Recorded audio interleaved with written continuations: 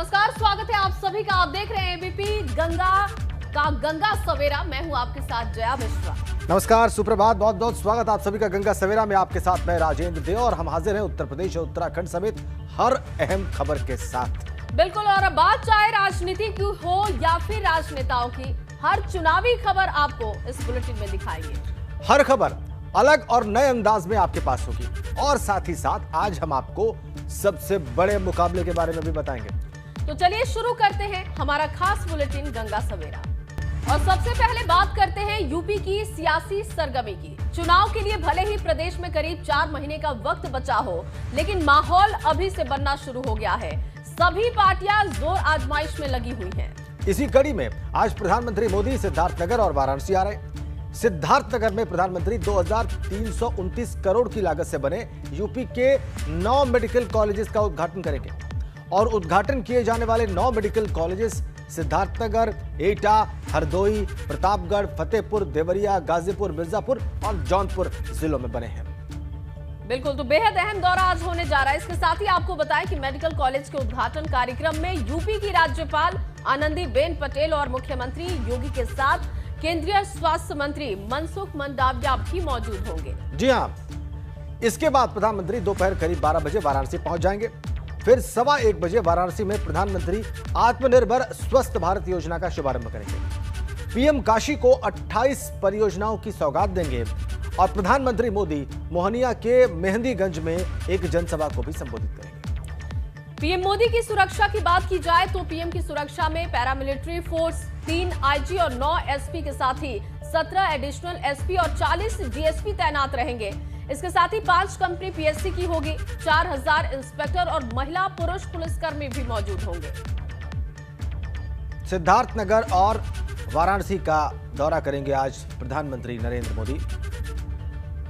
हम आपको बताएंगे विस्तार से कि मिनट टू मिनट कार्यक्रम क्या है प्रधानमंत्री का आज। लेकिन बड़ी सौगातें आज प्रधानमंत्री उत्तर प्रदेश को देने जा रहे हैं और सिद्धार्थनगर में वो 9 मेडिकल कॉलेजेस का उद्घाटन करेंगे। ये 9 मेडिकल कॉलेजेस अलग अलग जिलों में बने हैं। 9 अलग अलग जिलों में 9 मेडिकल कॉलेजेस जो बने हैं, इनका आज प्रधानमंत्री उद्घाटन करने जा रहे हैं। आपको बताते हैं कि प्रधानमंत्री का टाइम टेबल आज क्या रहने वाला है। सुबह 9:40 पर गोरखपुर एयरपोर्ट पहुंचेंगे प्रधानमंत्री। इसके बाद सुबह 9:45 की अगर राजेंद्र बात की जाए तो गोरखपुर से सीएम योगी के साथ सिद्धार्थनगर वो रवाना हो जाएंगे और सुबह 10:20 पर सिद्धार्थनगर हेलीपैड पहुंचेंगे। इसके बाद सुबह 10:30 बजे बीएसए ग्राउंड पहुंचेंगे प्रधानमंत्री। देखिए आपकी स्क्रीन पर मिनट टू मिनट कार्यक्रम आ रहा है। सुबह 10:30 से 11:30 बजे प्रदेश के 9 मेडिकल कॉलेजेस का उद्घाटन करेंगे और एक जनसभा को भी संबोधित करेंगे प्रधानमंत्री। इसके बाद 11:35 का कार्यक्रम बताया जा रहा है, जब वो सिद्धार्थनगर हेलीपैड के लिए रवाना हो जाएंगे और सुबह 11:45 पर गोरखपुर एयरपोर्ट के लिए रवाना होंगे। फिर दोपहर 12:25 पर वाराणसी के लिए रवाना होंगे प्रधानमंत्री गोरखपुर से। दोपहर 1:30 बजे मेहंदीगंज ग्राउंड में उनकी जनसभा है, लोकार्पण और शिलान्यास के कार्यक्रम है। और दोपहर 3 बजे दिल्ली के लिए रवाना हो जाएंगे पीएम। तो ये पूरा मिनट टू मिनट कार्यक्रम है। ये विस्तृत कार्यक्रम, मिनट टू मिनट प्रधानमंत्री का कार्यक्रम हमने आपकी स्क्रीन पर रखा है। पहले सिद्धार्थनगर, उसके बाद वाराणसी और फिर वो दोपहर 3 बजे वापस दिल्ली के लिए रवाना हो जाएंगे। गोरखपुर एयरपोर्ट सबसे पहले पहुंचेंगे, वहां से सिद्धार्थनगर जाएंगे। सिद्धार्थनगर से फिर गोरखपुर एयरपोर्ट आएंगे। गोरखपुर एयरपोर्ट से वाराणसी जाएंगे। वाराणसी में भी जनसभा का कार्यक्रम है। बहुत सारी परियोजनाओं की सौगात देंगे वहां पर प्रधानमंत्री और फिर दोपहर 3 बजे वापसी दिल्ली के लिए। बिल्कुल, और पीएम के दौरे को लेकर कई दिनों से तैयारियां चल रही थी और आज पीएम खुद पहुंच रहे हैं। कई ऐसी विकास परियोजनाएं हैं जिनका लोकार्पण और शिलान्यास होने वाला है। दोपहर 3 बजे तक पूरा कार्यक्रम चलने वाला है। सुबह से कार्यक्रम शुरू होगा, लगभग 9 बजे के आसपास कार्यक्रम शुरू होगा और इसके बाद ये कार्यक्रम 3 बजे तक चलेगा और इसके बाद 3 बजे बताया जा रहा है कि पीएम दिल्ली के लिए रवाना हो जाएंगे। मिनट टू मिनट कार्यक्रम क्या है वो हम आपको लगातार बता भी रहे हैं। आज पीएम का बेहद अहम दौरा है। सिद्धार्थनगर में 9 मेडिकल कॉलेज का उद्घाटन करने वाले हैं पीएम। बड़ी सौगात। इसके साथ ही आपको बताएं कि 2339 करोड़ की ऐसी विकास परियोजनाएं हैं जिनका शिलान्यास और लोकार्पण भी पीएम करेंगे। यूपी को बड़ी सौगात देने जा रहे हैं पीएम और चुनावी मौसम है, चुनावों के लिहाज से भी देखें तो बेहद अहम है ये दौरा। कई ऐसी परियोजनाएं हैं जिनका आज उद्घाटन पीएम करने वाले हैं। बिल्कुल, 9 मेडिकल कॉलेजेस की सौगात उत्तर प्रदेश के 9 जिलों को मिलने वाली है। ये बहुत बड़ी अपने आप में एक घटनाक्रम होगा प्रदेश के विकास की दिशा में।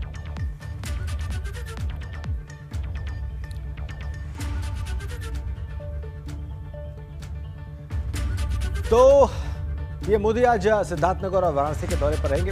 उनके कार्यक्रम से जुड़ी अपडेट जानने के लिए हमारे संवाददाता नीतीश पांडे वाराणसी से हमारे साथ जुड़ गए। उनके पास चलते हैं। नीतीश, पूरा कार्यक्रम मिनट टू मिनट कार्यक्रम अभी हमने दर्शकों के सामने रखा। पहले सिद्धार्थनगर जाएंगे, फिर वाराणसी आएंगे। तो वाराणसी में जाहिर सी बात है तैयारियां या तो पूरी हो चुकी होंगी या बिल्कुल ही आखिरी चरण में होंगी। नीतीश,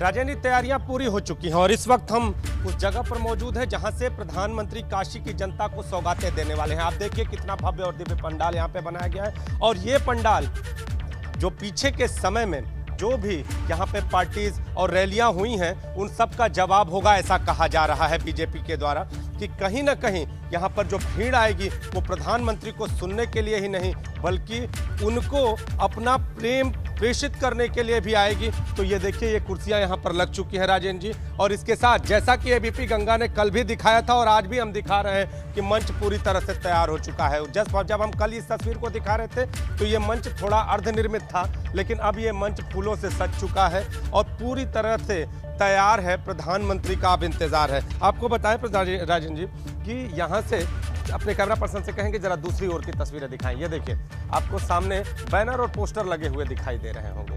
पीछे रिंग रोड है, रिंग रोड फेज 2 जिसकी सौगात प्रधानमंत्री देने वाले हैं। और जब प्रधानमंत्री काशी में होंगे तो उस दौरान काशी उत्साहित होगी।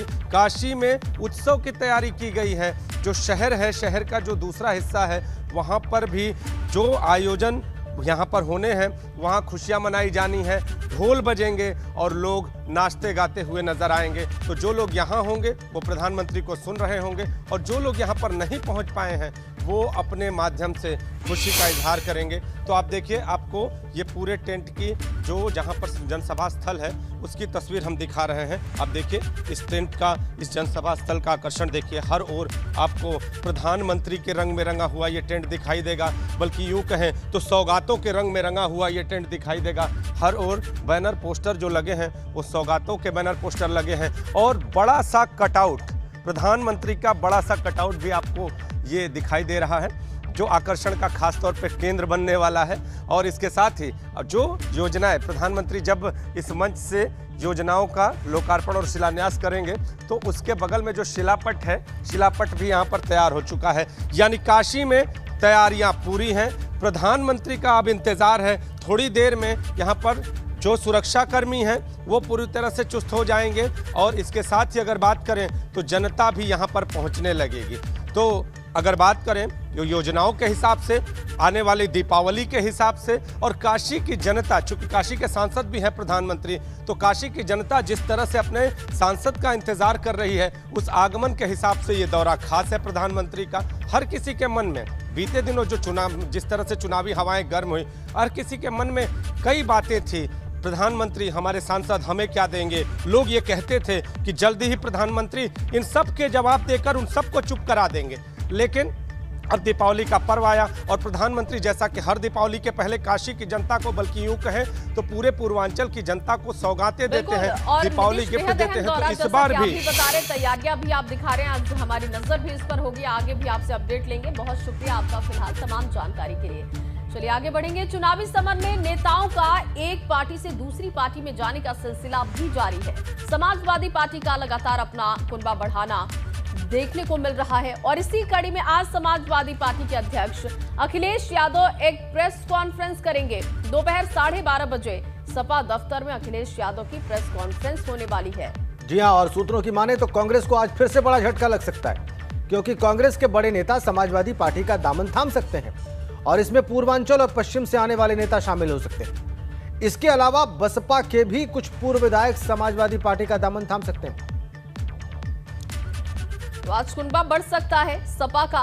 और अब बात यूपी में अपनी सियासी जमीन मजबूत करने में जुटी कांग्रेस की भी करेंगे, क्योंकि लगातार हम एक के बाद एक तस्वीरें देख रहे हैं। प्रतिज्ञा यात्रा प्रियंका गांधी जो कि करेंगी, लेकिन उससे पहले सपा की तरफ से किस तरीके की तैयारी है वो हम आपको बता रहे हैं।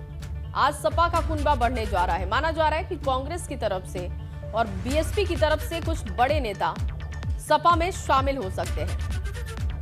दोपहर 12 बजे का समय बताया जा रहा है। प्रेस कॉन्फ्रेंस करेंगे और प्रेस कॉन्फ्रेंस करने के बाद सपा का दामन कुछ नेता थाम सकते हैं, सदस्यता ग्रहण कर सकते हैं, इस बात की जानकारी है। और कांग्रेस को बड़ा झटका लग सकता है, यह दावा किया जा रहा है। देखना होगा कि कौन कौन से कांग्रेस के बड़े नेता आज सभा में शामिल होते हैं। 12:30 बजे के आसपास प्रेस कॉन्फ्रेंस करेंगे अखिलेश यादव और उसके बाद वो सदस्यता ग्रहण कराएंगे। नेताओं का लगातार सपा का कुनबा बढ़ते जा रहा है। और अब बात यूपी में अपनी सियासी जमीन मजबूत करने में जुटी कांग्रेस की करेंगे। कांग्रेस की प्रतिज्ञा यात्रा जारी है और इसी कड़ी में कांग्रेस की एक प्रतिज्ञा यात्रा मुजफ्फरनगर से बिजनौर पहुंचेगी, तो दूसरी तरफ यात्रा लखनऊ से उन्नाव और तीसरी जो प्रतिज्ञा यात्रा है वो सोनभद्र से मिर्जापुर तक जाएगी। जी हां, बिजनौर में कांग्रेस की प्रतिज्ञा यात्रा में पूर्व केंद्रीय मंत्री सलमान खुर्शीद समेत कई बड़े नेता मौजूद रहेंगे, जबकि दोपहर 3 बजे उन्नाव पहुंचने वाली कांग्रेस की प्रतिज्ञा यात्रा में नसीमुद्दीन सिद्दीकी समेत कई बड़े नेता मौजूद रहेंगे। शाम 4 बजे एक प्रेस कॉन्फ्रेंस का भी आयोजन किया गया है। और वहीं सोनभद्र से मिर्जापुर जाने वाली कांग्रेस की प्रतिज्ञा यात्रा में कांग्रेस प्रदेश अध्यक्ष अजय लल्लू और वरिष्ठ नेता प्रमोद तिवारी शामिल होंगे। 3 प्रतिज्ञा यात्राएं आज। जो तीसरी यात्रा है वो सोनभद्र से मिर्जापुर जाएगी और उसमें प्रदेश अध्यक्ष और प्रमोद तिवारी जैसे वरिष्ठ नेता भी शामिल होंगे। तो कांग्रेस की प्रतिज्ञा यात्राएं प्रारंभ हो चुकी हैं, चल रही हैं। प्रतिज्ञा यात्राओं के जरिए जमीन से कनेक्ट करने की कोशिश कांग्रेस की।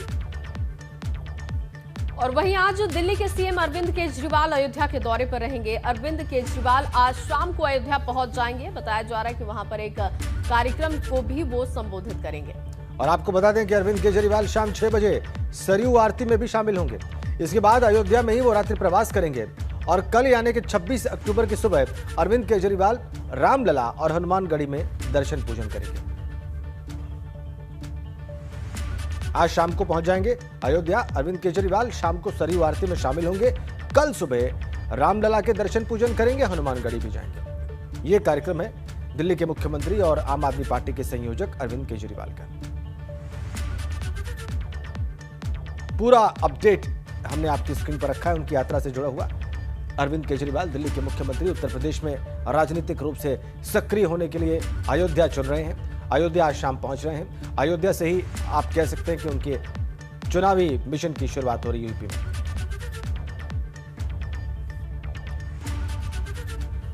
और चलिए इस बीच आपको एक बड़ी खबर बताते हैं। सुल्तानपुर से बड़ी जानकारी मिल रही है। एमपी एमएलए कोर्ट में पेश होंगे अरविंद केजरीवाल। राज्यसभा सांसद संजय सिंह की भी पेशी होने वाली है। दीवानी न्यायालय की एमपी एमएलए कोर्ट में वो दोनों पेश होंगे और 2 अलग अलग मुकदमों में उनकी पेशी आज होने जा रही है। तो ये बड़ी खबर मिल रही है। सुल्तानपुर से एमपी एमएलए कोर्ट में पेश होंगे अरविंद केजरीवाल। बताएं आपको कि राज्यसभा सांसद संजय सिंह की भी पेशी होने वाली है। 2 अलग अलग मामले जिनमें इन दोनों की पेशी होगी और दीवानी न्यायालय की एमपी एमएलए कोर्ट में दोनों पेश होंगे। आपको पूरा मामला बता देते हैं। दरअसल मामला क्या है, केजरीवाल पर 2014 के लोकसभा के चुनाव के दौरान 2 मुकदमे दर्ज हुए थे। पहला मामला अमेठी में कुमार विश्वास के साथ बिना अनुमति जनसभा करने का है। इसका मुकदमा गौरीगंज थाने में दर्ज हुआ था और दूसरा मुकदमा मुजाफिर खाना थाने में दर्ज हुआ था। इसमें आरोप है कि उन्होंने कांग्रेस को वोट देने को देशद्रोह के बराबर बताया था। तो वहीं संजय सिंह जिस मामले में पेश होंगे वो भी आपको बताते हैं। संजय सिंह पर 2007 में रजिस्ट्री विभाग से एक कर्मचारी ने मुकदमा दर्ज करवाया था। जातिगत टिप्पणी करने का मामला था। सरकारी काम में बाधा डालने का मुकदमा नगर कोतवाली में दर्ज करवाया गया था और बाद में केस दर्ज कराने वाले कर्मचारी के ऊपर भी गोरखपुर में मुकदमा दर्ज हुआ था। रजिस्ट्री विभाग के सभी क्लर्कों का ट्रांसफर कर दिया गया था। संजय सिंह अपने भाई का मैरिज सर्टिफिकेट बनवाने वहां पर गए थे तो उनसे 1000 रुपए की घूस मांगने का आरोप लगा था। दोनों आज एमपी एमएलए कोर्ट में पेश होंगे अलग अलग मामलों में।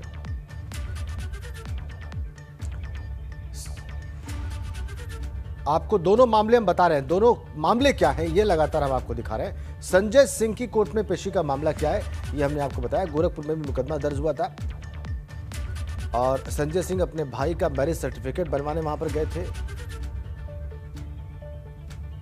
अरविंद केजरीवाल का मामला आपकी स्क्रीन पर है।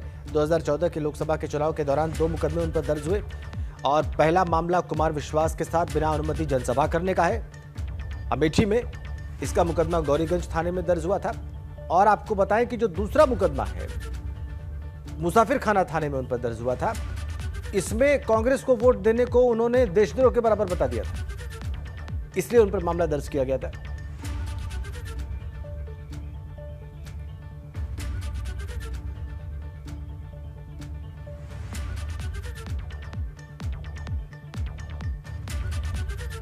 और चलिए अब आपको धुआंधार अंदाज में दिखाते हैं यूपी चुनाव की तमाम खबरें। चलिए शुरू करते हैं।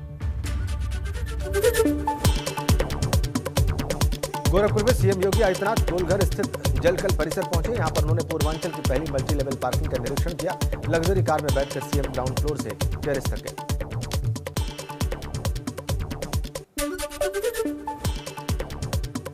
सीएम योगी ने भदोही में एक जनसभा को भी संबोधित किया। इस दौरान पूर्व की सपा और बसपा की सरकारों को उन्होंने जमकर कोसा और साथ साथ कांग्रेस को भी आड़े हाथों लिया। 27 अक्टूबर को कांग्रेस महासचिव प्रियंका गांधी वाड्रा को झांसी दौरे पर आना था। वहां पर वो पैरामेडिकल कॉलेज में महिला डॉक्टर, नर्स, शिक्षक और आंगनबाड़ी कार्यकर्ताओं से संवाद करने वाली थी, लेकिन प्रशासन ने पैरामेडिकल कॉलेज का ऑडिटोरियम देने से इनकार कर दिया। साथ ही कोई दूसरी जगह भी मुहैया कराने में असमर्थता जाहिर की।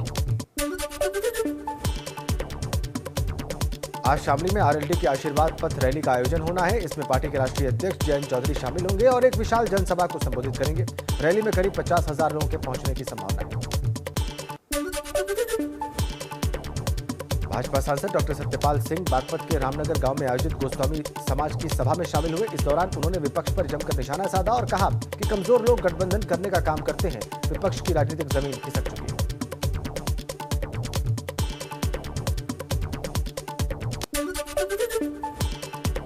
मुजफ्फरनगर में भाजपा की ओर से पाल समाज सम्मेलन का आयोजन किया गया। इसमें केंद्रीय मंत्री संजीव बालियां और राज्य मंत्री कौशल विकास कपिल देव अग्रवाल ने केंद्र और राज्य सरकार की उपलब्धियां गिनाई।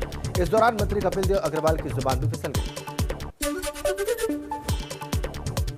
कानपुर की मेयर प्रमिला पांडे का डांस करते वीडियो वायरल हो रहा है। बताया जा रहा है कि मेयर प्रमिला पांडे एक निजी कार्यक्रम में शामिल होने पहुंची थी।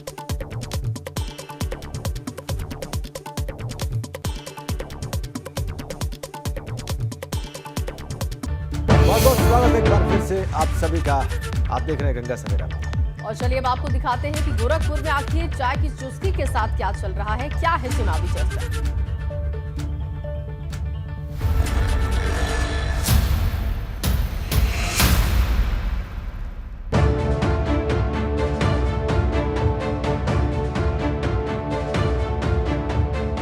2022 का विधानसभा चुनाव करीब है और इस समय मैं गोरखपुर का पार्क रोड कहा जाता है, ये राम प्रसाद बिस्मिल पार्क है। आप देख सकते हैं टेस्ट द बेस्ट ये चाय की दुकान है। और चाय की दुकान हो और चर्चा ना हो, चकल्लस ना हो, ऐसा भला कैसे हो सकता है। और खासकर अगर बात करें राजनीति की तो चर्चा होना लाजमी है और गर्म चाय के साथ गरम गरम चाय की चर्चा तो होती है। और यहाँ कुछ यूथ हमारे साथ हैं, उनसे बात कर लेते हैं। ये बताइए क्या नाम है आपका और क्या लगता है क्या चल रहा है यहाँ? देखिए, हमारा नाम अंकित मिश्रा है और मैं एक समाजसेवी हूँ, समाजसेवी संगठन रोटरी क्लब से जुड़ा हुआ हूँ। और जैसा कि माहौल अब सब चुनावी हो चुका है, हर जगह हर चाय की दुकानों पे या पान की दुकानों पर चाय की चर्चा चल रही है।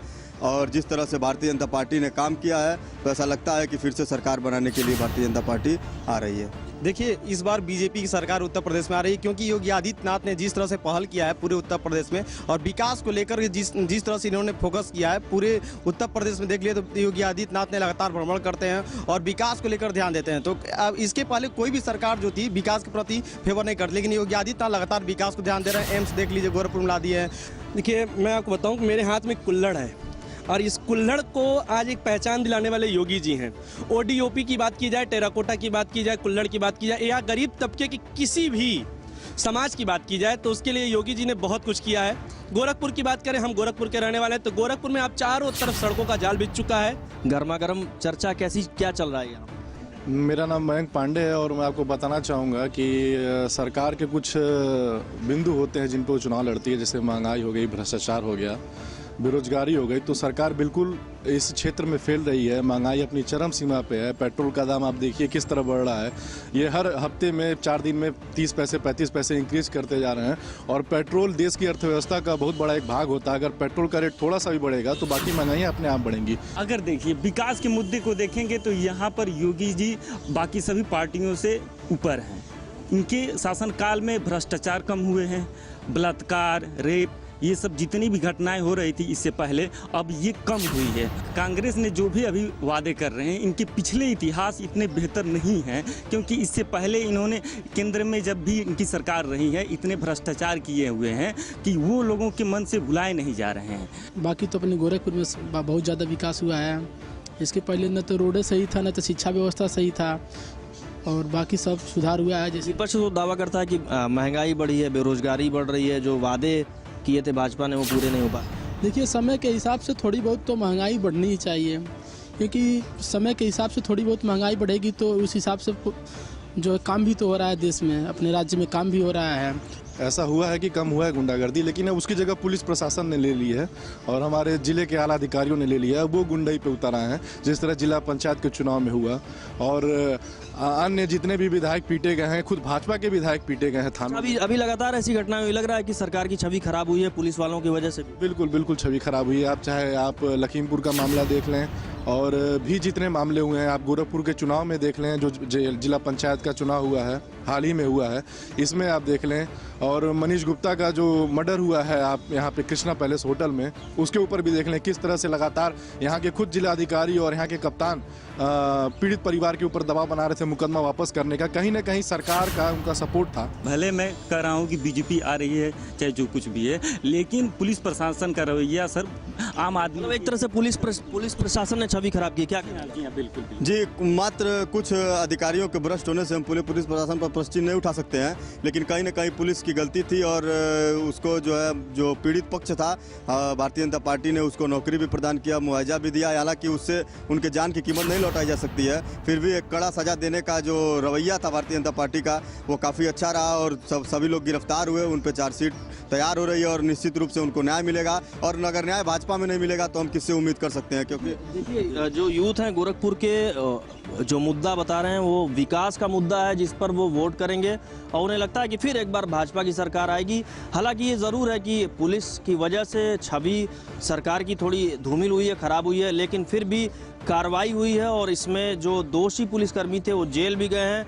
तो विकास के मुद्दे पर गोरखपुर के जो युवा हैं वो वोट देंगे और भाजपा की सरकार बनाने की बात कह रहे हैं। लेकिन इसमें भी एक चीज़ है कि अखिलेश के साथ जाने वाले लोग भी हैं, अखिलेश को भी चाहने वाले लोग हैं और प्रियंका गांधी का भी समर्थन करने वाले लोग हैं। तो ऐसे में देखना होगा कि आने वाले विधानसभा चुनाव में क्या होता है, या ये तो भविष्य के गर्त में ही छुपा हुआ है। नीरज श्रीवास्तव, एबीपी गंगा, गोरखपुर।